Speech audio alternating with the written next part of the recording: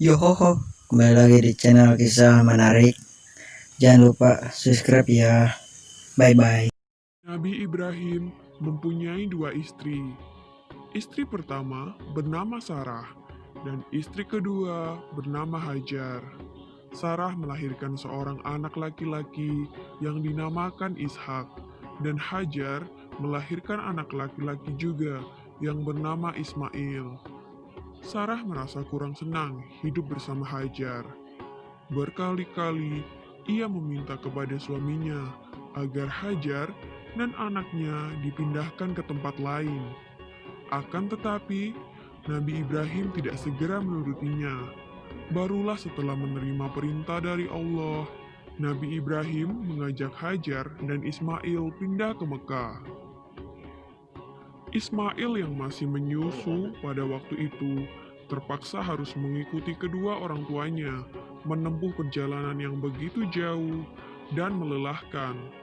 Hajar dan Ismail ditempatkan di daerah padang pasir yang tandus, sunyi, dan terik matahari yang menyengat kulit. Tak ada seorang pun di sana kecuali mereka berdua. Setelah beberapa tahun Nabi Ibrahim alaihissalam meninggalkan anak dan istrinya itu, ia pun merasa rindu. Beberapa kali ia mengirim utusan untuk melihat keadaan anak dan istrinya itu. Dan ketika utusannya mengatakan bahwa anak dan istrinya dalam keadaan yang baik-baik saja, Nabi Ibrahim pun merasa lega.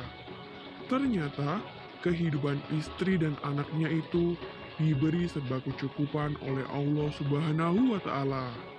Hajar dan Ismail dianggap sebagai pemilik dan pemimpin di Mekah karena mereka berdualah yang pertama kali menetap dan bertempat tinggal di sana. Demikianlah Nabi Ibrahim tidak dapat menahan kerinduannya. Ia pun berangkat ke Mekah dan bertemu dengan Hajar dan Ismail di padang Arafah. Anak dan istrinya itu sedang menggembalakan hewan ternak yang cukup banyak. Dalam perjalanan pulang ke Mekah, setelah menggembalakan ternak, mereka beristirahat di Musdalifah karena kelelahan dan akhirnya tertidur. Dalam tidurnya yang sebentar itu, Nabi Ibrahim alaihissalam mendapat wahyu melalui mimpinya. Ia diperintahkan oleh Allah untuk menyembelih Ismail. Anak kesayangannya itu harus dikurbankan sebagai bukti patuhnya Nabi Ibrahim terhadap Tuhannya. Seketika itu juga, Nabi Ibrahim terkejut dan berdebar-debar. Tampak begitu beratnya ujian kali ini. Ia pun akhirnya menguatkan hati demi rasa cintanya yang lebih besar kepada Allah Subhanahu wa Ta'ala. Ia juga pada akhirnya memberitahukan mimpi itu kepada Ismail. Wahai anakku Ismail, dalam mimpi aku diperintahkan oleh Allah untuk menyerahkanmu sebagai kurban, dan aku harus menyembelihmu. Bagaimana pendapatmu, wahai anakku? Kata Nabi Ibrahim.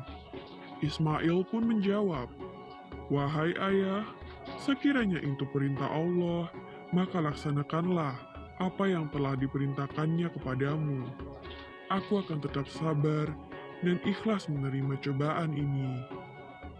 Dikisahkan iblis berusaha merintangi perintah Allah kepada Nabi Ibrahim.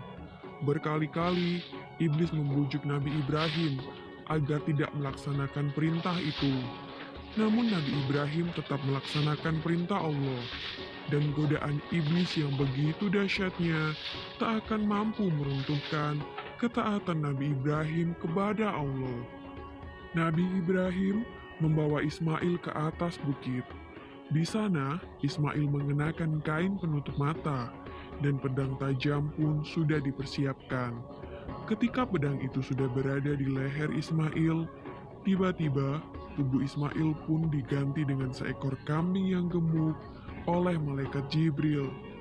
Dengan demikian, selamatlah Ismail dari penyembelihan.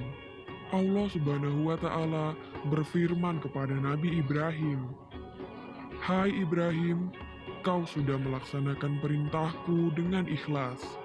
Sebagai gantinya, aku berikan binatang ternak untuk disembelih. Ini adalah cobaan besar bagimu." Peristiwa itu terjadi pada tanggal 10 Dzulhijjah di Mina, dan sampai sekarang dirayakan seluruh umat muslim sebagai hari raya Idul Adha. Dan umat Islam yang melaksanakan ibadah haji juga dapat melakukan kurban di Mina sebagai penghormatan atas Nabi Ibrahim alaihissalam. Demikian kisah Nabi Ibrahim alaihissalam. Semoga kisah ini dapat mempertebal iman kita kepada Allah Subhanahu wa Ta'ala. Amin ya Robbal 'Alamin.